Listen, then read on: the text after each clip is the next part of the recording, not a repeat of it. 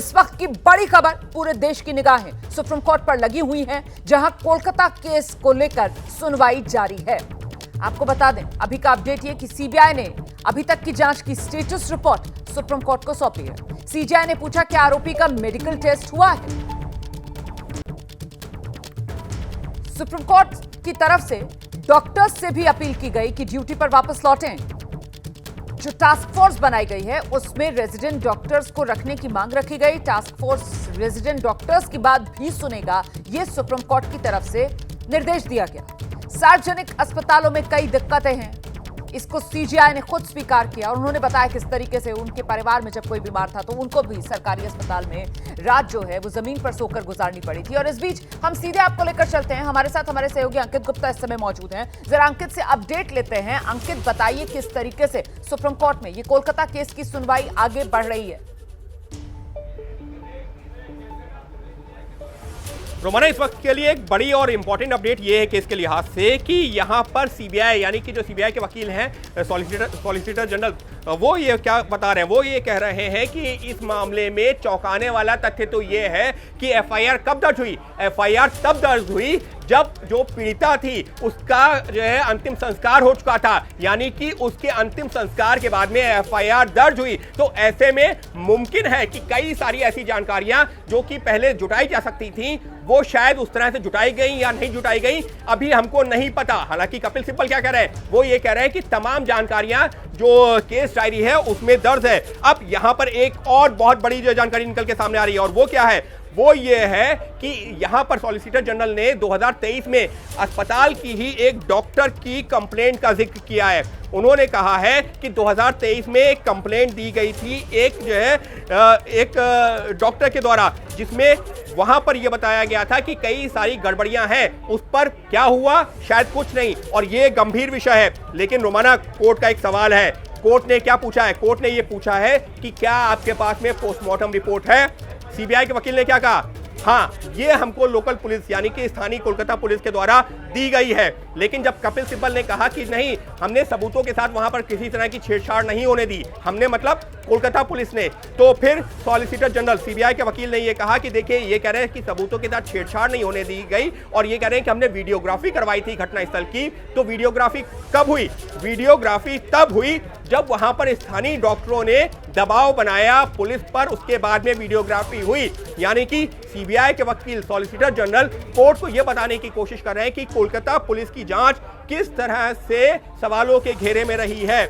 और इतना ही नहीं, लगातार अब यह भी बताया जा रहा है कि किस तरीके से जो अब मुख्य न्यायाधीश की टिप्पणी सामने आई है, यह बहुत परेशान करने वाली बात है। सुबह 10:10 पर अननेचुरल डेथ की डायरी एंट्री हुई, इसके बाद में रात में क्राइम सीन का डिमार्केशन हुआ। रोमाना, ये बहुत बड़ा लैप्स है, क्योंकि तमाम जो है इस तरीके के केसेस हमने देखे हैं जहां पर ये क्रिमिनल एक्टिविटीज होती हैं। सबसे पहले जो जांच के लिए पुलिस पहुंचती है वो क्या करती है, उस घटना स्थल को घेराबंदी करती है, उसको सील करती है। रोमाना, ये तो जब ये चीजें अगर बताने की जरूरत नहीं होती है, लेकिन मुख्य न्यायाधीश की ये टिप्पणी है, वो ये कह रहे हैं कि ये बहुत परेशान करने वाली बात है। सुबह 10:10 पर अननेचुरल डेथ की डायरी एंट्री हुई, इसके बाद रात में क्राइम सीन का डिमार्केशन हुआ। यानी कि अगर 12 घंटे मान लिया जाए तो 12 घंटे में तो सबूतों के साथ में किसी भी तरह की छेड़छाड़ हो सकती है। और ये बात हम नहीं कह रहे, ये बात ऐसा ही जो कहीं पर हवा में नहीं है, ये मुख्य न्यायाधीश ने इस पर चिंता जाहिर की है। ये कोलकाता पुलिस की कार्य प्रणाली के ऊपर बहुत बड़ा सवाल है। क्यों? क्योंकि जैसे ही कोई घटना होती है, अगर एक बार यह भी मान लिया जाए कि किसी ने सुसाइड ही किया है, वहां पर भी आप उस एरिया को पूरा कॉर्डन ऑफ करते हैं, उसको सील करते हैं। लेकिन यहां पर मुख्य न्यायाधीश ने चिंता जताई। सुबह 10:10 पर अननेचुरल डेथ की डायरी एंट्री हुई, इसके बाद रात में क्राइम सीन का डिमार्केशन हुआ। रोमाना, इसी वजह से कोलकाता पुलिस की जांच के ऊपर सवाल उठ रहे हैं। इसी वजह सवालों के घेरे में इस समय कोलकाता पुलिस, जिस तरीके से सुप्रीम कोर्ट के जज सीजीआई की तरफ से खुद इस बात का जिक्र किया जा रहा है कि साहब, इस पूरे मामले में 10:10 सुबह अननेचुरल डेथ की डायरी एंट्री होती है और क्राइम सीन का डिमार्केशन रात में किया जाता है। मतलब ये जो बीच के घंटे, इसमें किस तरीके की छेड़छाड़ हुई होगी, इसको लेकर जो आशंका जताई जा रही है उसे दरकिनार नहीं किया जा सकता। अंकित गुप्ता, रोमाना प्रश्न दोहराएंगे।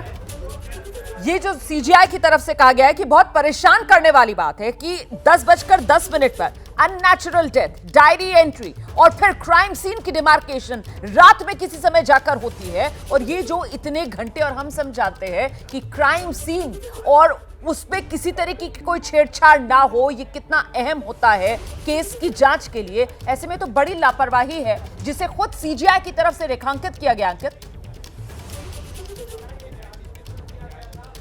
रोमाना, ये तो बहुत बड़ी लापरवाही है और ऐसे में तो केस के साथ में, केस के सबूतों के साथ में पूरी तरह छेड़छाड़ हो गई हो, इस बात की आशंका से भी इनकार नहीं किया जा सकता। क्योंकि अगर आपने क्राइम सीन को प्रोटेक्ट ही नहीं किया, आपने क्राइम सीन को डिमार्क ही नहीं किया, तो फिर तो वहां पर कोई भी आ भी रहा होगा, जा भी रहा होगा, जिसका अगर कोई और मंशा होगी सबूतों को नष्ट करने की, तो वो भी किया होगा। अब यहां पर कोर्ट ने अब एक और सवाल पूछा है कि पीड़िता का पोस्टमार्टम कितने बजे हुआ। कपिल सिब्बल, जो कि कोलकाता पुलिस के भी वकील, उन्होंने क्या बताया, शाम को 6:10 से लेकर के 7:10 के बीच में, यानी कि 1 घंटे का पोस्टमार्टम हुआ है। अब कोर्ट क्या कह रही है? कोर्ट कह रही है, लेकिन इस हिसाब से तो अगर हम ये जानकारी के हिसाब से बात करें, एफआईआर दर्ज हुई है रात में, जो हत्या की एफआईआर है वो दर्ज हुई है रात में 11:15 बजे। इस हिसाब से तो जो पोस्टमार्टम हुआ वो अननेचुरल डेथ के सिनेरियो को देखते हुए किया गया। तो ये अपने आप में कई तरह के सवाल हैं और ये कोर्ट अब जो है एक एक करके पूछ रही है। और कोर्ट क्या कह रही है, ये तो बहुत सरप्राइजिंग है कि पोस्टमार्टम जो है जिस तरीके से जब वो किया गया, उस दौरान हत्या का जो है बात ही नहीं हो रही थी, उस दौरान तो सिर्फ अननेचुरल डेथ की बात हो रही थी। तो निश्चित तौर पर कोर्ट की तरफ से एक एक करके कई तरह के सवाल उठाए जा रहे हैं। और अब एक और सवाल, ये हैरान करने वाली बात है कि एफआईआर पोस्टमार्टम के बाद दर्ज हुआ। रोमाना, अब आप खुद समझ सकते हैं इस वक्त जो है कोर्ट कितनी ज्यादा जो है कोर्ट चिंतित भी है और कोर्ट के सवाल भी गंभीर हैं।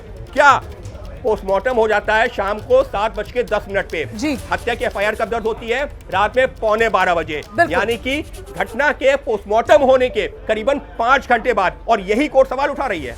और देखिए, पिछली बार जब ये मामला सुनवाई के लिए आया था तब अदालत की तरफ से कहा गया था कि साहब इतना वक्त क्यों लगा एफआईआर दर्ज होने में, सुबह की घटना, और एफआईआर जो है वो रात में 11:15 बजे जाकर दर्ज होती है। और अब आज जब और डिटेल सामने आ रही हैं तो और क्या क्या लापरवाही इस पूरे मामले में खुलकर सामने आ रही है, उसी का जिक्र यहां पर सुप्रीम कोर्ट में जो सुनवाई चल रही है उसमें अब हो रहा है कि पोस्टमार्टम जो है वो शाम में 6:10 पर शुरू होता है, शाम में 7:10 पर खत्म हो जाता है, 1 घंटे में पोस्टमार्टम खत्म कर लिया जाता है। लेकिन जो एफआईआर दर्ज की जाती है वो रात में 11:15 बजे जाकर दर्ज की जाती है। और आप जानते हैं उससे पहले सुबह 10:10 पुलिस केस डायरी में एंट्री हत्या रेप की नहीं करती, अननेचुरल डेथ की करती है। और इसी को लेकर यहां पर चिंता बढ़ जाती है कि जब आप अभी तक इस पूरे मामले को एक अननेचुरल डेथ के तौर पर ट्रीट कर रहे थे, तो फिर ये पोस्टमार्टम,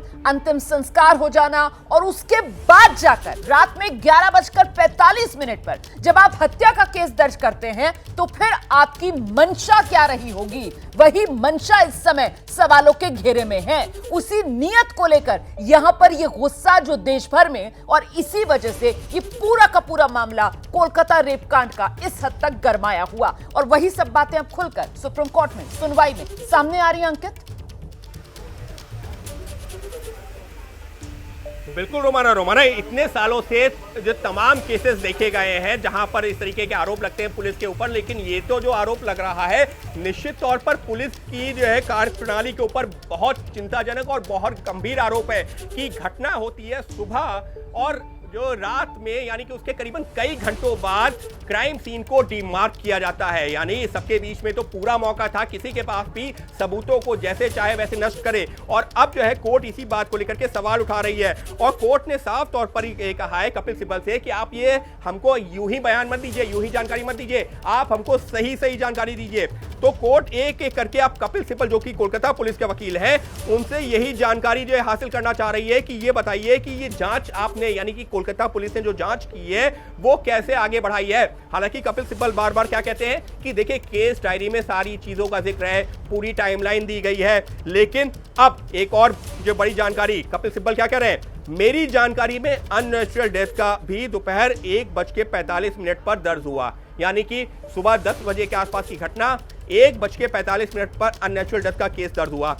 अब कोर्ट क्या कह रही है कपिल सिब्बल से, कृपया जिम्मेदारी से जवाब दीजिए, कृपया जिम्मेदारी से जवाब दीजिए, आपको सिर्फ अपने कागजात देकर जवाब देना है, आपको इतना समय लग रहा है। यानी साफ तौर पर अब कोर्ट का एक नाराजगी भरा लहजा भी सामने आ रहा है।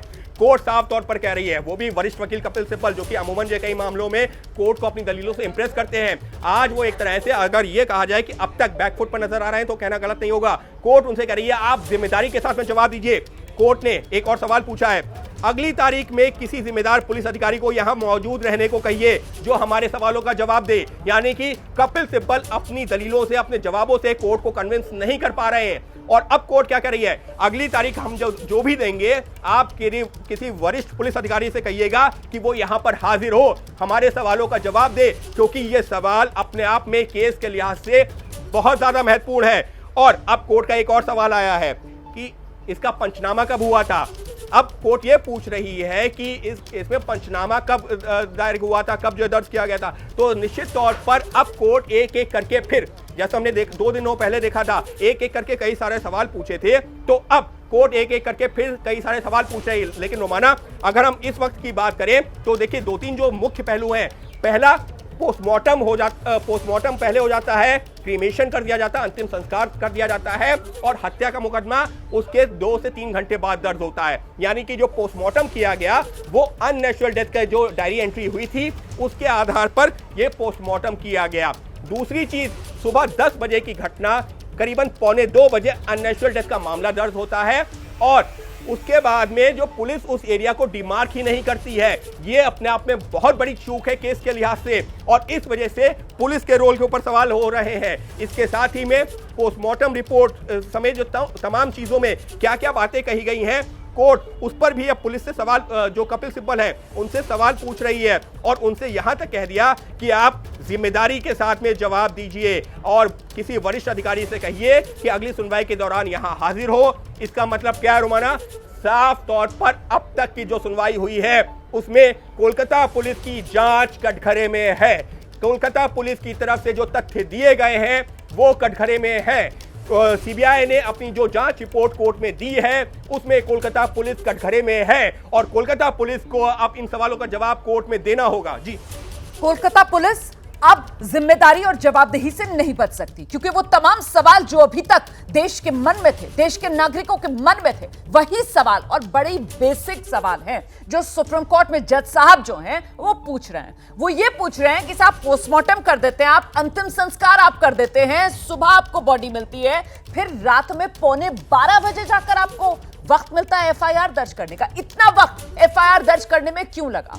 अंतिम संस्कार करने के बाद एफआईआर दर्ज क्यों की गई, पहले ही क्यों नहीं किया गया? अननेचुरल डेथ की एंट्री जो कपिल सिब्बल हैं, जो बंगाल सरकार की तरफ से इस मामले में वकील पेश हो रहे हैं, वो कह रहे हैं कि अननेचुरल डेथ की एंट्री वो भी 1:45 बजे होती है। इसको लेकर भी कहीं ना कहीं बड़ा सवाल है कि बॉडी जो है वो सुबह आपको मिल जाती है 10:10 के आसपास, और अननेचुरल डेथ भी आप दोपहर में 1:45 बजे के आसपास दर्ज कर रहे हैं केस डायरी के अंदर, और एफआईआर करने में तो आपने रात ही कर दी, और वो भी तब जबकि पोस्टमार्टम हो चुका था, जबकि अंतिम संस्कार हो चुका था। कुल मिलाकर यहां पर बड़ी लापरवाही जो इस समय कोलकाता पुलिस की, जो जज साहब सवाल पूछ रहे हैं उनके सवालों के जरिए उजागर हो रही है, जवाब देते बन नहीं रहा है। और इसीलिए अदालत की तरफ से कहा जा रहा है कि किसी जिम्मेदार अफसर को कोर्टरूम में होना चाहिए सवालों के जवाब देने के लिए। यही कहा जा रहा है जज साहब की तरफ से। अंकित गुप्ता, रोमाना, यही कहा जा रहा है, और जिस बात का भी मैं भी जिक्र कर रहा था कि मैंने भी पिछले 15-20 सालों में बहुत सारे क्राइम केसेस कवर किए हैं और कोर्ट से रिपोर्टिंग की है, लेकिन अभी कोर्ट ने, लीजिए वो ऑन रिकॉर्ड कह दिया है, कोर्ट ने कहा है किससे, कपिल सिब्बल से, कोलकाता पुलिस को लेकर के, कि आपकी पुलिस ने जो प्रक्रिया अपनाई है वो क्रिमिनल प्रोसीजर कोड से अलग है। मैंने अपने 30 साल के करियर में ऐसा नहीं देखा। ये लीजिए, 30 साल के करियर में सुप्रीम कोर्ट के जज कह रहे हैं कि मैंने ऐसा नहीं देखा कि इस तरीके से पुलिस जांच को आगे बढ़ाती है। अब आप खुद समझिए, सुप्रीम कोर्ट के जज का ये कहना कि मैंने अपने 30 साल के करियर में जो पुलिस ने यहां पर जांच प्रक्रिया अपनाई है ऐसा नहीं देखा। कोलकाता पुलिस की जांच की पूरी कलई खोलता है, कोलकाता पुलिस की जांच के ऊपर सवाल उठाता है और निश्चित तौर पर इसी वजह से कोलकाता पुलिस कटघरे में है, इसी वजह से मामले की जांच सीबीआई को सौंपी गई है। बिल्कुल, और जज साहब की तरफ से ये कहा जाना कि ये जो प्रक्रिया अपनाई गई है ये दरअसल क्रिमिनल प्रोसीजर कोड से अलग है, ये अपने आप में एक बड़ा तमाचा है यहाँ पर कोलकाता पुलिस की इस मामले में की गई अब तक की कार्रवाई पर। और देखिए जज जो हैं वो सीबीआई का इंटरवेंशन इस पूरे मामले में चाहते हैं, वो सीबीआई से इस मामले में समझ बनाना चाहते हैं अपनी केस को लेकर, और इसीलिए वो पूछ रहे हैं कि क्या आप हमें बता सकते हैं कि आखिरकार ये जो रिकॉर्ड्स हैं इसमें इतना अंतर क्यों है, क्योंकि जज भी यहां पर हैरान है। जज कह रहे हैं मैंने अपने 30 साल के करियर में कभी ऐसा नहीं देखा, आपकी पुलिस ने जो प्रक्रिया अपनाई है वो क्रिमिनल प्रोसीजर कोड से अलग है। आप समझ रहे हैं इस तरीके की टिप्पणी अगर देश की सर्वोच्च अदालत के जज की तरफ से की जाती है तो ये कितना शर्मनाक पुलिस के लिए हो जाता है। अंकित, बिल्कुल रोमाना, और ये तो जो देखिए कोर्ट की तरफ से तो टिप्पणी आप की गई ना, हम लोग तो अभी पिछले जो है कुछ मिनटों से यही जो चर्चा कर रहे थे कि पुलिस का काम करने का ये तरीका है तो सवालों के घेरे में तो आएगी ही। और अब कोर्ट की एक और टिप्पणी आई है कि आपके पुलिस अधिकारी के काम का तरीका बिल्कुल सही नहीं था। ये लीजिए, कोर्ट ने स्ट्रेट फॉरवर्ड कह दिया है, यानी कि साफ तौर पर कह दिया है कि आपके यानी कि कोलकाता पुलिस के पुलिस अधिकारियों के काम करने का तरीका बिल्कुल ठीक नहीं था। इससे ज्यादा क्या कहेगी कोर्ट, क्योंकि कोर्ट ने यह कह दिया है कि पिछले 30 सालों के अपने करियर में उन्होंने इस तरीके की जांच कभी नहीं देखी, इस तरीके से पुलिस के काम करने का रवैया कभी नहीं देखा। और अब तो सीधे तौर पर यह कहना कि आपके पुलिस अधिकारी के काम करने का तरीका बिल्कुल सही नहीं था। कोर्ट साफ तौर पर एक तरीके से, देखिए रोमाना, वैसे इस तरीके के शब्दों का इस्तेमाल नहीं किया जाता है, लेकिन जब कानून की बाहर की बात करते हैं तो ये कहा जाता ना कि सीधे से तमाचा मारा है, तो वो उस तरीके का जो है कोर्ट का जो है सीधा सा ये कहना कि आपके अधिकारियों के काम करने का तरीका बिल्कुल ठीक नहीं था, कमोवेश कुछ उसी लाइन पर जा रहा है। लेकिन ये महत्वपूर्ण क्यों हो जाता है? ये महत्वपूर्ण इस वजह से हो जाता है क्योंकि पुलिस, अब आप खुद समझिए, जिस बात का लगातार हमको दर्शकों को बताना भी जरूरी है कि कोर्ट ऐसा क्यों कह रही है। सुबह 10:10 पर अननेचुरल डेथ की बात होती है, 1:45 पे, यानी कि दोपहर में 1:45 पर अननेचुरल डेथ की केस डायरी मेंटेन की जाती है। शाम को 6:10 से 7:10 तक पोस्टमार्टम होता है। पोस्टमार्टम जब हो रहा है तो उस समय मर्डर की बात नहीं आ रही है, हत्या और रेप की बात नहीं आ रही है, किसकी आ रही है? अननेचुरल डेथ की बात सामने आ रही है। रात में 11:45 पर एफआईआर दर्ज होती है हत्या और बलात्कार की, यानी कि जब पोस्टमार्टम हुआ और बॉडी का क्रीमेशन हो गया, अंतिम संस्कार हो गया, तब तक तो बलात्कार और हत्या की बात ही नहीं है। अब आप खुद सोचिए, ये वो पुलिस है। इतना ही नहीं, अब आप ये भी देखिए, अपने दर्शकों को ये भी बताना जरूरी है कि सुबह 10 बजे से लेकर के रात में, यानी कि एफआईआर जब दर्ज हुई है कमोवेश उसी वक्त तक, तब तक उस जगह का जहां पर हत्या और बलात्कार की घटना हुई वहां पर डिमार्केशन नहीं किया गया। डिमार्केशन का क्या मतलब है? अपने दर्शकों को अगर आसान शब्दों में समझाएं तो अमूमन हम देखते हैं जब भी कोई कवरेज करते हैं तो पुलिस कैसे घेराबंदी करती है, कहीं कहीं पर जो है दिल्ली पुलिस, मुंबई पुलिस, उनके जो है पूरी एक बैरिकेटिंग होती है, उस तरीके से डिमार्केशन कर दिया जाता है। उस जो अगर कोई कमरा होता है तो उसको सील कर दिया जाता है, लेकिन यहां पर तो उस तरह से डिमार्केशन ही नहीं किया गया। ये बात भी अब तक की जांच में सामने आई है और इस वजह से कोलकाता पुलिस कटघरे में है। अब एक और टिप्पणी मुख्य न्यायाधीश की, डायरी एंट्री दिखाती है कि क्राइम सीन को पोस्टमार्टम के बाद संरक्षित किया गया। जिस बात का भी हम लोग चर्चा कर रहे थे ना कि पोस्टमार्टम के बाद में उसको जो है क्राइम सीन को संरक्षित किया गया, यानी कि करीबन हम कह सकते हैं 10 से 12 घंटे, 8 घंटे, 9 घंटे, 10 घंटे, 11 घंटे, वो अभी एग्जैक्ट टाइम नहीं है, लेकिन बहुत बड़ा वक्त। पोस्टमार्टम खत्म होता है 7:10 पर, उसके बाद में क्राइम सीन को संरक्षित किया जाता है। घटना सुबह 10 बजे की है और अगर रात में 8 बजे भी क्राइम सीन को संरक्षित किया गया, मतलब 10 घंटे में उस क्राइम सीन पर कोई भी गया, कौन गया, किसने क्या किया, कितने सबूत रहे, कितने नष्ट हुए, किसी के पास जवाब नहीं है। और इसी वजह से कोर्ट को कहना पड़ा कि पिछले 30 साल के हमने अपने करियर में, जज की टिप्पणी कि 30 साल के करियर में इस तरीके की जांच नहीं देखी। जी बिल्कुल, जज साहब कह रहे हैं कि मैंने अपने 30 साल के करियर में ऐसा नहीं देखा। सीधे सीधे पुलिस अधिकारी के काम करने का तरीका बिल्कुल सही नहीं था। इस पूरे मामले में पुलिस ने जो प्रक्रिया अपनाई वो क्रिमिनल प्रोसीजर कोड से अलग। ये तमाम टिप्पणियां जो हैं वो जज साहब की तरफ से की जा रही है। देश के सर्वोच्च अदालत सुप्रीम कोर्ट के जज ये तमाम बातें कह रहे हैं। ऑन रिकॉर्ड ये बातें जब आ रही हैं तो जरा सोचिए ये कितनी बड़ी किरकिरी और किस तरीके से इन तमाम टिप्पणियों के जरिए इस समय कोलकाता पुलिस जो है वो कटघरे में खड़ी होती नजर आ रही है।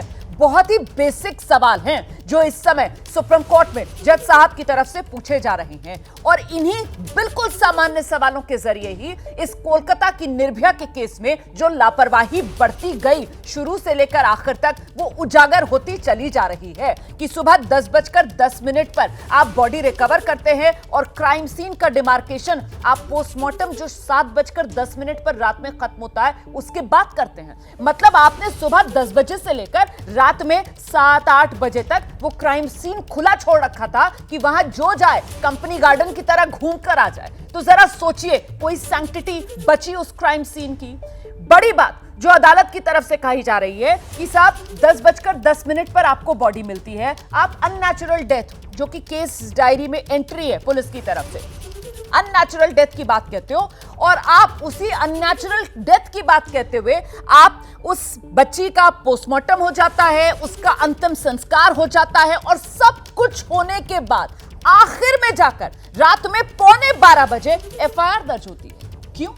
यही वो बेसिक सवाल है जिसके जवाब देते बन नहीं पा रहे कोलकाता पुलिस से। यही वो सवाल है जिनके कटघरे में इस समय कोलकाता पुलिस खड़ी हुई नजर आ रही है। और जो बंगाल सरकार कोलकाता पुलिस की तरफ से कहा गया कि साहब देखिए पूरे मामले में वीडियोग्राफी कराई, तो उसको लेकर भी अदालत में ये सामने निकलकर बात आई कि वीडियोग्राफी तो तब हुई ना जब वहां पर विरोध प्रदर्शन शुरू हो गए, जब डॉक्टर्स की तरफ से दबाव बनाया गया, तब वीडियोग्राफी कराने के लिए मजबूर हुआ वहां का प्रशासन। एक बार फिर से आपको लेकर चलेंगे, हमारे सहयोगी अंकित गुप्ता इस वक्त हमारे साथ मौजूद है। अंकित, अब क्या अपडेट? रोमाना, आप जो है कोर्ट के सामने जो तथ्य आए हैं उनको देख रही है और उनके आधार पर अब जो सवाल पूछ रही है किससे? कपिल सिब्बल से ये सवाल पूछ रही है कि वहां पर हम कुछ पढ़ते हुए उन्होंने सवाल पूछा है कि एक ब्लू जीन्स मिली थी जो वहां पर यानी कि जो मौका वारदात थी उसका एग्जामिनेशन किया गया। इस तरीके के कई सारे सवाल पूछ रही है, लेकिन निश्चित तौर पर अब तक की जो सुनवाई में कोर्ट अब सीधे तौर पर कटघरे में किसको खड़ा किया है? कोलकाता पुलिस को। सीबीआई की जो जांच रिपोर्ट थी वो तो देख ली है, लेकिन अब सीधे तौर पर यहां पर कटघरे में खड़ी हो रही है कोलकाता पुलिस। रोमाना, मुझे याद है बहुत अच्छे से कि जब निर्भया का दिल्ली का निर्भया वाला केस हुआ था दिसंबर 2012 में 16 दिसंबर 2012 को दिल्ली पुलिस को हम लोगों ने कई तरह के सवाल पूछे थे, लेकिन वहां पर भी कम से कम इस तरीके की घटना तो नहीं हुई थी ना कि एफआईआर कई घंटों बाद दर्ज होती है, उसके बाद क्राइम सीन को संरक्षित नहीं किया जाता। लेकिन ये लीजिए, यहां पर एक और जानकारी निकल के सामने आ रही है और वो ये है कि किस तरीके से अब कोर्ट ये कह रही है कि पुलिस को जानकारी मिलने के भी काफी देर तक उस शव को उसी घटना स्थल पर पड़ा रहा। रोमाना, शॉकिंग न्यूज, ये चौंकाने वाली है जानकारी। कोर्ट ये कह रही है कि पुलिस को जानकारी मिलने के बाद भी काफी देर तक शव उसी हालत में घटना स्थल पर पड़ा रहा। पुलिस क्या कर रही थी? पुलिस को आप सोच नहीं सकते। जब पुलिस इन्वेस्टिगेशन होती है, पुलिस के पास कोई जानकारी आती है तो वहां पर पुलिस क्या करती है? सबसे पहले पहुंचती है, पंचनामा करती है और बॉडी को पोस्टमार्टम रूम के लिए उसको वहां पर पोस्टमार्टम के लिए ले जाया जाता है या फिर मॉर्चरी में रखा जाता है। लेकिन कोर्ट क्या कह रही है? कोर्ट कह रही है कि पुलिस को जानकारी मिलने के बाद भी काफी देर तक शव उसी हालत में घटना स्थल पर पड़ा रहा। शब्द नहीं है, यकीन मानिए रोमाना, क्योंकि अमूमन इस तरीके के मामले जो है बहुत सारे जो केसेस देखे, लेकिन इस तरीके की घटना जहां पर घटना घट गई, बॉडी वहां पर पड़ी हुई है, उस जो लोकेशन को डिमार्क नहीं किया गया, वहां पर कितने लोग आए कितने लोग गए कुछ नहीं पता। और पुलिस का ये रवैया कि जानकारी मिलने के बाद भी घटना स्थल यानी कि जहां पर यह घटना हुई है वहां पर डेड बॉडी को कोई हटाने तक नहीं गया। और जरा उसको सोचिए उसके अंकित साथ में गुप्ता, क्या जरा कुछ सोचिए हुआ अंकित था, गुप्ता, कोई वो लावारिस लाश भी बयान मिलती है तो उसको लेकर भी जैसे ही पुलिस को जानकारी दी जाती है, पुलिस एक्शन में आती है और वहां पर जो भी प्रक्रिया होती है उसका पालन किया जाता है। और ये तो अपने कॉलेज की छात्रा थी, ये तो उसी अस्पताल में ऑन ड्यूटी रेजिडेंट डॉक्टर थी जिसका शव मिलता है, और सुप्रीम कोर्ट के जज ये कहने को मजबूर होते हैं कि पुलिस को जानकारी दी गई, फिर भी कई घंटे तक शव वहीं पड़ा रहा। इसीलिए तो जज साहब कह रहे हैं ना कि साहब ये क्रिमिनल प्रोसीजर कोड जो है उसका पालन नहीं हुआ। इसीलिए जज साहब कह रहे हैं कि पुलिस के काम करने का तरीका सही नहीं था। यहां पर बहुत से जवाब अभी बंगाल पुलिस को देने होंगे, क्योंकि ये कटघरा कसता हुआ सवालों का सुप्रीम कोर्ट की तरफ से बंगाल पुलिस पर। अंकित, रोमाना सही बताऊं तो कई बार अब जो है मैं भी जो शब्दों का मेरे पास भी अभाव हो रहा है, क्योंकि जिस तरीके की जांच यहां पर आ रही है ना, कोर्ट की कार्रवाई हम रिपोर्ट जरूर कर रहे हैं, लेकिन कोर्ट की कार्रवाई के दौरान इस तरीके के तथ्य सामने आना चौंकाता है। आपने जिस बात का जिक्र किया ना कि लावारिस लाश भी मिलती है तो पुलिस पहुंचती है, उसका पंचनामा करके उसको वहां से हटाती है, उसको जो है पोस्टमार्टम के लिए भेजती है, उसको मॉर्चरी में भेजती है। लेकिन यहां क्या हुआ, आपको जानकारी मिल जाती है, पुलिस को अननेचुरल डेथ की जानकारी मिल जाती है और उसकी डेड बॉडी, पीड़िता की डेड बॉडी वहीं पर रखी रहती है, वहीं पर अस्पताल में, और उस दौरान कितने लोग कहां आए कहां गए किसी को कोई जानकारी नहीं है। कोर्ट का कहना है, ये फिर वही निपुण के हवाले से वही जानकारी मैं दोहरा रहा हूं, कोर्ट ने साफ तौर पर कहा कि जानकारी मिलने के इतनी देर बाद भी शव उसी हालत पे घटनास्थल पर पड़ा रहा। तो माना इससे ज्यादा क्या बदतर होगा, इससे ज्यादा पुलिस की जांच पर क्या सवाल उठेगा कि पुलिस को जानकारी दे दी गई, पुलिस आई, देखा, चली गई, पुलिस ने नेचुरल डेथ मान लिया, शाम को पोस्टमार्टम हो गया, क्रीमेशन हो गया, तब तक तो कहीं पर बलात्कार और हत्या की बात ही नहीं है। रोमाना जिस हालात में जो तस्वीरें, हालांकि वो दिखानी नहीं है, वो उस पर जो है दिखा नहीं सकते, और अगर कोई दिखा रहा है, सार्वजनिक कर रहा है तो उसको हटा देना चाहिए, सुप्रीम कोर्ट का आदेश है, कोलकाता हाई कोर्ट का आदेश है। लेकिन जो तस्वीरें देखी हैं, यकीन मानिए ऐसी हालात में भी पुलिस उस बॉडी को छोड़ करके वहां से चली गई, ये मान करके कि अननेचुरल डेथ है, वो कहीं से अननेचुरल डेथ जो बात आप कह रहे हैं अंकित, मैं जरा उसको विस्तार देती हूं दर्शकों के लिए, क्योंकि अंकित उस बात को कह नहीं पा रहे हैं। मैं आपको बताती हूं, अंकित ये कहना चाह रहे हैं कि साहब वो जो शव मिला था डॉक्टर बिटिया का, अपने ही कॉलेज प्रेमाइस में, अपने ही अस्पताल में जहां पर वो ऑन ड्यूटी थी, अर्धनग्न हालत में उस बच्ची का शव मिला था। उस बच्ची की आंख से खून बह रहा था, उसके मुंह से खून बह रहा था, और ऐसा शव देखने के बाद, जानकारी मिलने के बाद पुलिस वहां पहुंचती नहीं है, वहीं पड़े रहने दिया जाता है उस शव को।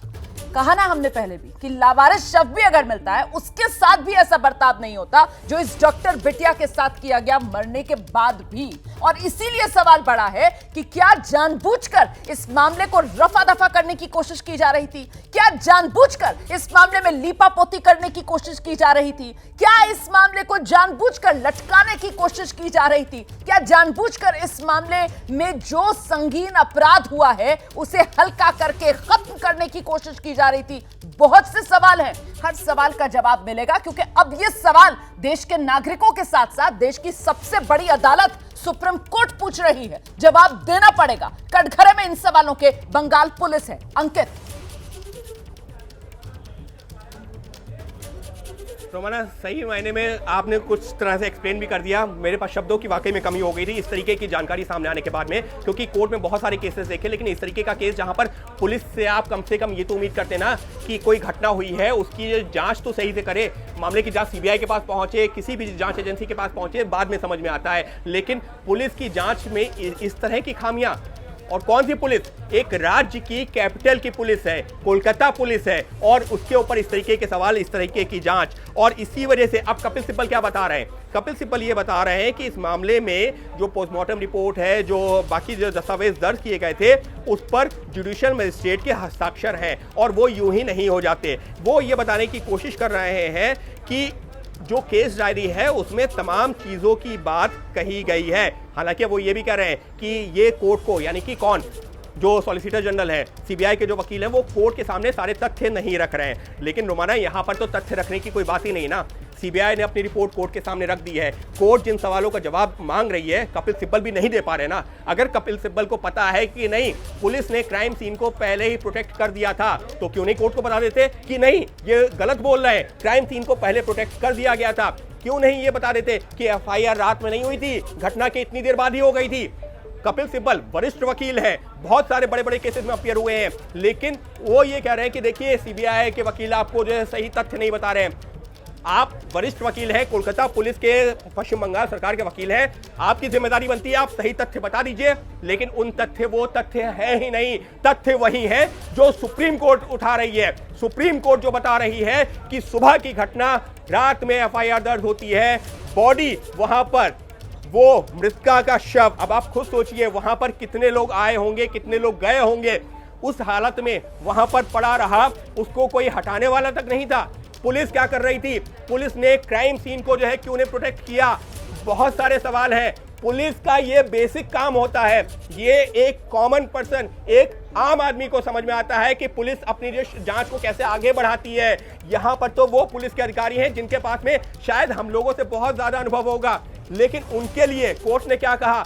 30 साल के करियर में, ये जज की टिप्पणी, 30 साल के करियर में मैंने ऐसा नहीं देखा कि पुलिस की जांच नियमों से अलग हट करके अलग ही रास्ते पर चली गई, और ऐसे जांच नहीं होती। यकीन मानिए रोमाना, बहुत सारे केसेस, फिर मैं दोहरा रहा हूं, बहुत सारे ऐसे केसेस कवर किए हैं जहां पर पुलिस की जांच कटघरे में आई है। हम लोगों ने वो उन पर सवाल खड़े किए हैं, लेकिन यहां पर ये जांच, जी सवाल यही होता है क्या जांच भी हुई है? कुछ और अपडेट्स आ रहे हैं, प्लीज जरा नजर बनाकर रखिए आप। इस बीच में जरा जल्दी से दर्शकों को बता देती हूं कि अभी तक सुप्रीम कोर्ट में क्या हो रहा है। कोलकाता की निर्भया को इंसाफ दिलाने के लिए जो मामला सुप्रीम कोर्ट में पहुंचा हुआ है, जज साहब की तरफ से सीधे सीधे सवाल पूछे जा रहे हैं, और बड़े बेसिक सवाल हैं जिनसे कहीं ना कहीं ये तस्वीर उभर रही है कि कैसे निर्भया को इंसाफ दिलाने की जो लड़ाई है वो जोर कैसे पकड़ती, इंसाफ कैसे मिलता। क्योंकि यहां तो पहले घंटे से ही जो पुलिस और अस्पताल प्रबंधन है उसकी लापरवाही एक एक कर सामने आ रही है। सिर्फ जो टाइमलाइन है, जितने बजे शव मिला, जितने बजे पुलिस वहां पर पहुंची, कब पोस्टमार्टम करवाया गया, कब अंतिम संस्कार हुआ, कब एफआईआर हुई, सिर्फ इस टाइमलाइन को लेकर ही जो सवाल पूछ रहे हैं सुप्रीम कोर्ट के जज,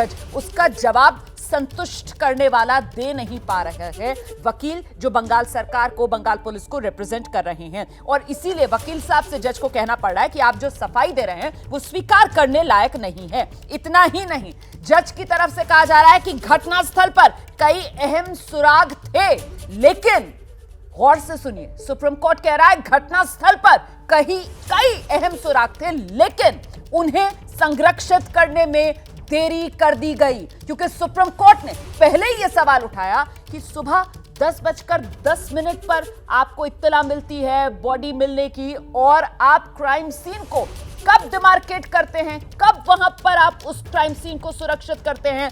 पोस्टमार्टम जो रात में 7:10 पर खत्म हुआ, वो पोस्टमार्टम होने के बाद। तो ये सीधी सीधी लापरवाही। अंकित, बिल्कुल रोमाना, और जिस बात का आप जिक्र कर रहे थे ना, यहाँ पर कोर्ट ने जो है ये भी कह दिया कि हमें दिख रहा है, कैसे दिख रहा है? रिकॉर्ड के आधार पर, कि अननेचुरल डेथ भी रात में 11:30 पर लिखा गया है। ये लीजिए, कहा यह जा रहा था कि 1:45 पर, ये बात किसने कही थी? कपिल सिब्बल ने, कोलकाता पुलिस के वकील ने, कोर्ट के सवाल के जवाब में कि अननेचुरल डेथ की एंट्री कब की गई? 1:46 पर कहा था। लेकिन कोर्ट कह रही है कि रिकॉर्ड देखने के बाद पता चल रहा है रात में 11:30 बजे, यानी कि 13 घंटे बाद ये एंट्री की गई, वो भी अननेचुरल डेथ की। ये है पुलिस की जांच। अब यहां पर ये बता रहे हैं कि देखिए, जब पुलिस अधिकारी पुलिस स्टेशन पर पहुंचा है ना, ये कपिल सिब्बल कह रहे हैं, तब उन्होंने ये एंट्री की है 11:30 बजे की। यानी कि अब अपने स्टैंड को जस्टिफाई करने की कोशिश कर रहे हैं कि देखिए मैंने दोपहर 1:45 कहा था, वो इस वजह से क्योंकि केस डायरी में एंट्री थी। लेकिन ये जो पुलिस के अधिकारी घटना स्थल से वापस पहुंचे हैं, तब उन्होंने ये एंट्री की है 11:30 बजे की। लेकिन कोर्ट का साफ तौर पर कहना कि पुलिस अधिकारी जहां पर सुराग थे उस इलाके को संरक्षित किया ही नहीं गया। घटना स्थल पर अहम सुराग हो सकते थे, लेकिन उसको संरक्षित नहीं करना। क्या जांच करेंगी कोलकाता पुलिस, और उसी जांच में अब सीबीआई को क्या मिलेगा? अपने आप में सवाल है। सीबीआई भले ही मामले की जांच कर रही हो, लेकिन रोमाना क्राइम के दर्जनों केसेस कवर करने के बाद में, कोर्ट के दर्जनों केसेस कवर करने के बाद में यह जरूर कह सकता हूं कि अगर शुरुआती कई घंटों में, यानी शुरुआती 4-6 घंटों में अगर आप एविडेंस यानी कि सबूत उठा लेते हैं घटनास्थल से, तो केस मजबूत होता है। वरना जैसे जैसे वक्त गुजरता जाता है केस कमजोर होता है कानून की नजरों में भी। और कोलकाता पुलिस ने क्या किया? केस अंकित, आप जो बात कह रहे हैं ना, मुझे लगता है जरा सा दर्शकों को हमें यह भी बता देना चाहिए कि दर्शक कई बार सुनते होंगे, हम ही बताते हैं किस तरीके से मामलों में जो कन्विक्शन रेट है, मतलब जिसमें फोर्स फैसला सुनाया जाता है, जो दोषी करार दिया जाता है, वो बहुत ही कम रह जाता है। तो वो क्यों कम रह जाया जाता है, ये अब आप समझिए इस मामले से। ये जो आज सुप्रीम कोर्ट में हो रहा है ना, इससे आपको समझ में आएगा कि कोलकाता, वहां पर जो अभी तक कोलकाता पुलिस, बंगाल सरकार अपनी पीठ थपथपा रही थी, हमने देखिए जी 24 घंटे के भीतर भीतर आरोपी को पकड़ लिया, सलाखों के पीछे भेज दिया, लेकिन केस का क्या किया? केस का सत्यानाश कर दिया। ये मैं कह रही हूं, केस का सत्यानाश कर दिया है। और मैं किस आधार पर कह रही हूं? जज साहब ने जो कहा, जज साहब ने एग्जैक्टली क्या कहा सुनिए, मैं पढ़कर आपको बताती हूं। जज कह रहे हैं घटनास्थल पर कई अहम सुराग थे, घटनास्थल पर कई अहम सुराग थे, लेकिन उसे संरक्षित करने में देरी की गई। समझ रहे हैं आप? किस तरीके की लापरवाही बरती गई, किस तरीके से केस को आगे जब वो अदालतों में जाएगा, जब वो कानून की कसौटी पर कसा जाएगा, उसे कमजोर करने की एक तरीके से कोई कसर नहीं छोड़ी गई। ये कह रहे हैं जज साहब। जज साहब के कहने का मतलब ये है, लब्बो लुबाब ये है। एक बार फिर से आपको लेकर चलूंगी अंकित गुप्ता के पास। अंकित,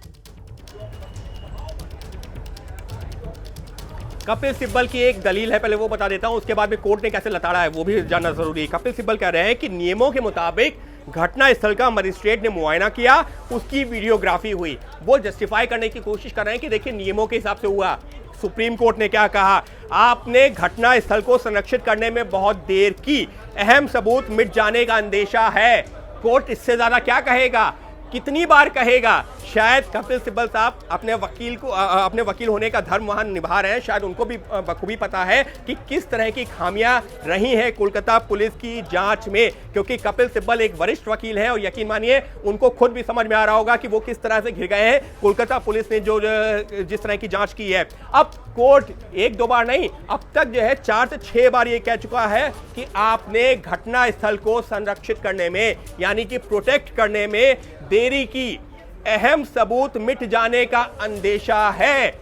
जी हां, जिस बात का जिक्र अभी मैं कर रहा था, जिस बात को आपने आगे बढ़ाया कि शुरुआती कुछ घंटों में अगर आप सबूत नहीं जुटा पाते हैं, आप फॉरेंसिक एविडेंस नहीं उठा पाते हैं, और ऐसे मामले में जहां पर बलात्कार हुआ है, जहां पर उसकी हत्या की गई, निर्मम हत्या, हैवानों जैसा वहां पर कृत्य हुआ, वहां पर भी आप घटनास्थल को संरक्षित नहीं कर रहे हैं। फिर आप कहते हैं कि देखिए कन्विक्शन रेट नहीं हुआ, कोर्ट से आरोपी बरी हो गया, इस तरीके के जो है बातें आती हैं। यहां पर तो ये वो पुलिस है जो कि एक राज्य की जो कैपिटल है, जो वहां की राजधानी है, उसकी पुलिस वो बेसिक जांच नहीं कर सकती। अगर वो बेसिक जांच नहीं कर सकती, जिसने पूरे देश को दहलाकर रख दिया है। ये वो केस है जिसपे पूरा देश कोलकाता की निर्भया को इंसाफ मिले, ये आस लगाए बैठा हुआ है, लेकिन वो इंसाफ मिलेगा क्या? अब उसकी उम्मीद मध्यम पड़ रही है। ये मैं कह रही हूं, उम्मीद मध्यम पड़ रही है। और ये मैं किस आधार पर कह रही हूं? क्योंकि जज साहब कह रहे हैं आपने घटनास्थल को संरक्षित करने में बहुत देर की, अहम सबूत मिट जाने का अंदेशा है, ये जज साहब कह रहे हैं। और इस बीच में आपको बताऊं, जो बंगाल सरकार की तरफ से वकील पेश हो रहे हैं कपिल सिब्बल साहब, उनकी तरफ से कहा जा रहा है कि देखिए जो नियम थे, नियमों के मुताबिक घटनास्थल पर जो मजिस्ट्रेट थे उन्होंने मुआयना किया है, उसकी वीडियोग्राफी हुई है, लेकिन इसी को लेकर जज कह रहे हैं संरक्षित करने में घटनास्थल देर कर दी। आपने करवाया सब कुछ, लेकिन कब करवाया आपने? जरा घड़ी में टाइम तो मिलाइए ना, क्योंकि यहां पर वो पूरी की पूरी टाइमलाइन, और उसी टाइमलाइन के जरिए कहीं ना कहीं अपने सवालों के कटघरे में सुप्रीम कोर्ट के जज इस समय बंगाल पुलिस को खड़ा करते हुए नजर आ रहे हैं। एक बार फिर से आपको लेकर चलूंगी हमारे सहयोगी अंकित गुप्ता। अब बताइए इस समय और क्या नया अपडेट आ रहा है कोर्ट रूम से निकलकर? अंकित। कपिल सिब्बल कोशिश कर रहे हैं कि कोर्ट को समझा सके कि नहीं नहीं ज़्यादा जो कमियां नहीं रही हैं, लेकिन रोमाना अब तक जो कोर्ट लगातार क्या कर रही है, सीबीआई ने जो रिपोर्ट दी है, जो कपिल सिब्बल या स्टेट की तरफ से जो रिपोर्ट आई है उसको देखती है और सवाल पूछती है, और सवाल में बार बार एक ही चीज़ निकल के सामने आ रही है कि पुलिस की ये जांच कैसी जांच थी, सबूतों को वक्त रहते क्यों नहीं उठाया गया, अगर सबूत ही नष्ट हो गए तो फिर केस मजबूत कैसे होगा, और पुलिस के अधिकारी वहां पर क्या कर रहे थे। रोमाना, अभी तो सुनवाई चल रही है और कोर्ट की तरफ से वो रिपोर्ट पढ़ी जा रही है, लेकिन उससे पहले अब एक बेसिक सवाल जो अपने दर्शकों के सामने हम लोग भी उठा रहे हैं जो लगातार, कि अब आप खुद सोचिए, एक पुलिस का अधिकारी उस कमरे में दाखिल होता है, वो देखता है वहां पर एक बॉडी, मृतका का शव पड़ा हुआ है, खून से लथपथ, इस हालत में जिसको बयान नहीं किया जा सकता, हैवानियत की बात होती है, और वो वहां से चला जाता है, या अगर रहता भी है तो वहां खड़ा रहता है कहीं बाहर, जो भी कार्रवाई कर रहा था शव को वहां पड़े रहने दिया जाता है। इतना ही नहीं, पोस्टमार्टम के बाद में कई घंटे बाद में उस जगह को संरक्षित किया जाता है। घटना सुबह की है, सुबह 10 बजे से पहले की, और उस जगह को संरक्षित कब किया जाता है, रात में 8 बजे के बाद, यानी 10 घंटे बाद। और कोर्ट यही सवाल उठा रहा है, कोर्ट यही कह रहा है कि ऐसे में तो तमाम सबूत नष्ट हो गए होंगे, और इसमें तो अब कुछ सोचने की बात ही नहीं है। इसी वजह से कोलकाता पुलिस की कटघरे में है। भले शुरुआत में बहुत पीठ थपथपाई कि देखिए आरोपी को गिरफ्तार कर लिया, हमने उसका ये टेस्ट करवा दिया, हम ये कार्रवाई कर रहे हैं, लेकिन अभी 14-15 की रात में जो घटना हुई उसकी तो बात ही नहीं की जा रही है। अभी तो जो केस की शुरुआत होती है, रोमाना, किसी भी केस की शुरुआत, जांच ऐसे ही आगे बढ़ती है कि जैसे ही पुलिस घटनास्थल पर पहुंचती है, वहां पर वो क्या करती है, सबसे पहले एविडेंस को, अगर कोई ऐसी घटना हुई है, उस जगह को सीज करती है, प्रोटेक्ट करती है, वहां से एविडेंस उठाने का काम करती है। बिल्कुल, देखिए अंकित, वो कहते हैं ना, ये बात मेरे ख्याल से हम सबने सुनी होगी कि चाहे कितने भी बड़े से बड़ा शातिर अपराधी हो, अपराध के बाद अपने पीछे वो कोई सुराग जरूर छोड़कर जाता है, लेकिन जरूरत इस बात की होती है कि जब अपराध सामने आए तो फौरन वो जो क्राइम सीन है उसको सील किया जाए, उसको सेफ किया जाए, पुलिस उस एरिया को अपनी कस्टडी में ले और वहां पर अपनी जांच आगे बढ़ाए। लेकिन यहाँ कोलकाता निर्भया केस में क्या बात सामने निकल कर आ रही है, जज साहब खुद कह रहे हैं घटनास्थल पर कई अहम सुराग थे, लेकिन घटनास्थल को संरक्षित करने में बहुत देर कर दी गई, जिसकी वजह से अंदेशा ये कि कई सबूत, कई सुराग हाथ से निकल गए हों। कोलकाता कांड को लेकर सुप्रीम कोर्ट में सुनवाई लगातार जारी है। आपको बता दें, सुप्रीम कोर्ट की तरफ से कई महत्वपूर्ण सवाल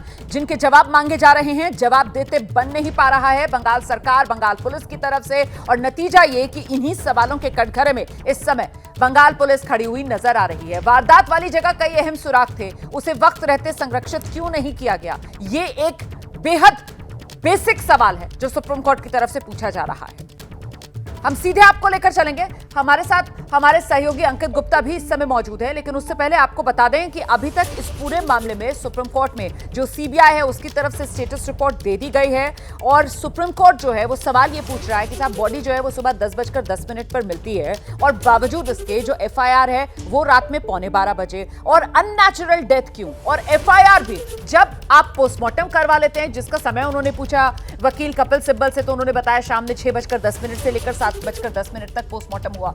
तो पोस्टमार्टम होने, बच्ची का दाह संस्कार होने के बाद रात में जाकर एफआईआर दर्ज होती है। तो ये तमाम सवाल हैं इस पूरे मामले में उस टाइमलाइन को लेकर जो सुप्रीम कोर्ट की तरफ से सामने रखे जा रहे हैं। कोलकाता कांड को लेकर सुप्रीम कोर्ट में सुनवाई लगातार जारी है। पूरे देश की निगाहें इस समय सुप्रीम कोर्ट पर टिकी हुई हैं। कोलकाता की निर्भया को इंसाफ कैसे मिलेगा? अभी तक जिस तरीके से सुनवाई आगे बढ़ी है, उसके बाद अदालत की तरफ से सवाल पूछा गया कि आपने इतनी देर कर दी घटनास्थल को संरक्षित करने में, इससे तो कहीं ना कहीं जो सबूत, जो सुराग, उनको नुकसान पहुंचने का अंदेशा है। सुप्रीम कोर्ट में इस वक्त बहुत तीखी बहस चल रही है। सीबीआई और बंगाल सरकार के वकील आपस में बहसबाजी कर रहे हैं। सुप्रीम कोर्ट में इस वक्त जो तीखी बहस चल रही है, उसी को लेकर अपडेट के लिए सीधे आपको लेकर चलते हैं। हमारे साथ हमारे सहयोगी अंकित गुप्ता मौजूद हैं। अंकित, बताइए जरा क्या हो रहा है इस समय कोर्ट रूम में?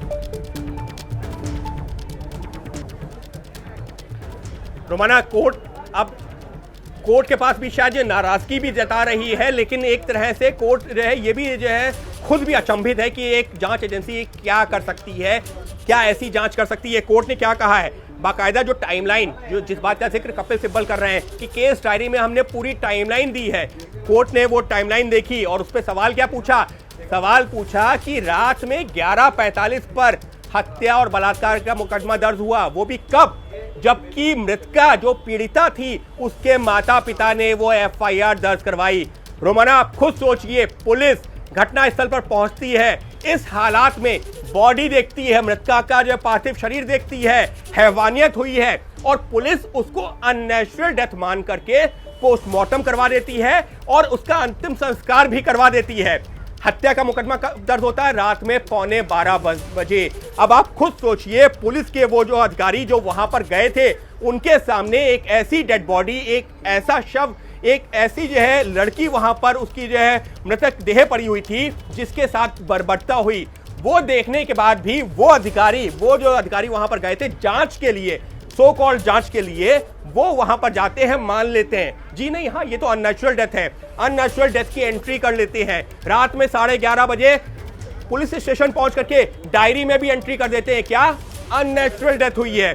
ऐसी हैवानियत को वो अननेचुरल डेथ मान करके पोस्टमार्टम करवा के, क्रीमेशन करवा के पुलिस स्टेशन में आकर के बैठ जाते हैं कि वो तो अननेचुरल डेथ थी। अब आप खुद सोचिए, ऐसे पुलिस अधिकारी, ऐसी पुलिस कटघरे में नहीं खड़ी होगी। और एफआईआर दर्ज कब होती है हत्या की?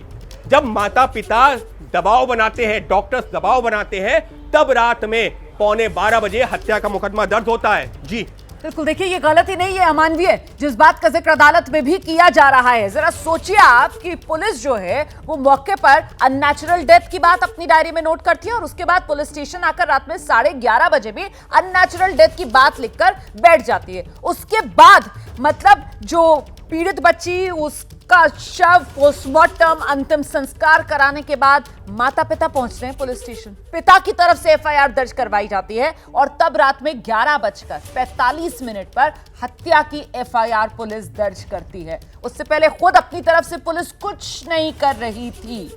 अब सोचिए जरा इस तरीके के खुलासे, और ये सब खुलासे कैसे हो रहे हैं? ये सब खुलासे जो टाइमलाइन है जिसको बार बार जज साहब देख रहे हैं, उस टाइमलाइन के जरिए ही ये एक एक करके जो तथ्य हैं, जो फैक्ट्स हैं, वो सामने आ रहे हैं। और ये ऐसे फैक्ट्स हैं जो पूरे देश को शर्मसार कर रहे हैं कि जरा सोचिए कैसे सिस्टम में हम और आप जीने को मजबूर हैं। ये पुलिस जिसका काम हमें और आपको सुरक्षा देने का है, एक डॉक्टर बिटिया का शव मिलता है और उसके बाद जहां से पुलिस का रोल शुरू होना चाहिए था, इस डॉक्टर बिटिया को इंसाफ दिलाने के लिए, वहीं से पुलिस का रोल शुरुआत से ही ऐसा लग रहा है कि वो सिर्फ और सिर्फ इस मामले को खराब करके डॉक्टर बिटिया को इंसाफ ना मिले, बल्कि शायद कोई ऐसा जिसको बचाने के लिए वो प्रतिबद्ध सी नजर आ रही है अभी तक अपनी इन कारनामों से, जो एक एक कर फैक्ट्स के जरिए अदालत के सामने आ रहे हैं। मैं एक बार फिर से आपको लेकर चलती हूं, हमारे साथ हमारे सहयोगी अंकित गुप्ता इस समय लगातार मौजूद हैं और अदालत में जो कुछ हो रहा है उसका पल पल का अपडेट आप तक पहुंचा रहे हैं। अंकित, पूरा का पूरा मामला यहां पर, ये तथ्य और फैक्ट्स जो हैं वो टाइमलाइन के जरिए खुलते जा रहे हैं। बिल्कुल रोमाना, और रोमाना जिस तरीके के तथ्य सामने आए हैं ना, अब तो ऐसा लग रहा है कि किसी अदालती जो है कार्रवाई की या सुनवाई की जरूरत ही नहीं रही है पुलिस को की कमियां बताने के लिए। लेकिन फिर भी हमारे देश में कानून का राज है, देश की सर्वोच्च अदालत सुनवाई कर रही है, लिहाजा वो तथ्य एक एक करके सामने आ रहे हैं। इस सबके बीच में रोमाना एक और महत्वपूर्ण चीज, जिसकी चीज को अननेचुरल डेथ की अभी हम लोग चर्चा कर रहे थे, कोर्ट ने सवाल पूछा है कि देखिए, जो पुलिस अधिकारी, सम्मानित पुलिस अधिकारी जो जांच के लिए, कोट अनकोट जांच के लिए वहां पर गए थे, उन्होंने क्या किया? जो पोस्टमार्टम हुआ, यानी कि शाम को 6:10 से लेकर के 7:10 तक, वो तो अननेचुरल डेथ मानकर ही पोस्टमार्टम किया गया। यानी तब तक भी उन्होंने डायरी एंट्री में या केस डायरी में अननेचुरल डेथ का जिक्र नहीं किया। 11:30 बजे जब पोस्टमार्टम हो गया, क्रियाक्रम हो गया या उसका अंतिम संस्कार हो गया, उसके बाद में 11:30 बजे पुलिस स्टेशन जाते हैं, तब वो अननेचुरल डेथ का जिक्र करते हैं। ये क्या पुलिस है? ये कैसी जांच चल रही है?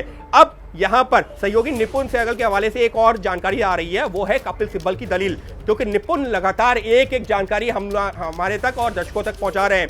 कपिल सिब्बल क्या कह रहे हैं? मैं एक हलफनामा दाखिल करना चाहता हूं, इसकी कॉपी सॉलिसिटर जनरल को भी दूंगा, आप इसे पढ़ लीजिए।